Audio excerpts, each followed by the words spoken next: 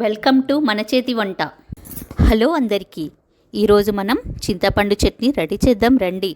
కావాల్సిన పదార్థాలు: ఎండుమిరపకాయలు, చింతపండు, బెల్లం, ఆనియన్స్, ధనియాలు, పల్లీలు, జీలకర్ర, పసుపు. ముందుగా ఆనియన్స్ కట్ చేసుకోండి.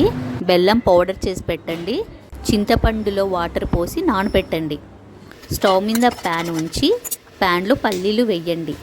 పల్లీలు దోరగా వేయించండి. అదే ప్యాన్లో ఎండుమిరపకాయలు వేసి వేయించండి. ప్యాన్ బాగా హీట్గా ఉంటుంది కదండి, కనుక తొందరగా మనకు ఎండుమిరపకాయలు వేగుతాయి.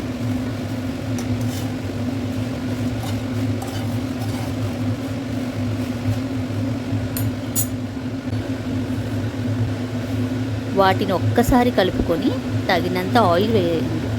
చూడండి, ఇప్పుడు ఎండుమిరపకాయల కలర్ చేంజ్ అయ్యాయి. ఇప్పుడు ధనియాలు వేసి కలుపుకోండి.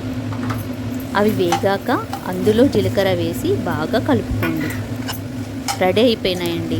ఇప్పుడు ఒక మిక్సీ జార్లోకి ఇప్పుడు మనం వేయించి పెట్టుకునేటివన్నీ వేసి తగినంత సాల్ట్ వేసి ఒక్కసారి గ్రైండ్ చేయండి.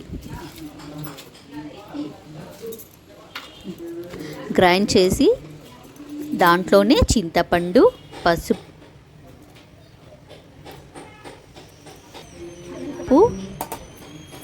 వేసి చింతపండులో ఉన్న వాటర్ వేసి గ్రైండ్ చేయండి. తర్వాత బెల్లం పౌడర్, పల్లీల పౌడర్ వేసి కొన్ని వాటర్ పోసి గ్రైండ్ చేయండి.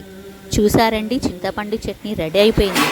ఇప్పుడు ఆనియన్స్ వేయండి. ఆనియన్స్ వేసి ఒక్కసారిగా అన్నిటి కలిపేసి పెట్టుకోండి. ఇది వేడివేడి రైస్లోకి తినండి, చాలా సూపర్గా ఉంటుంది.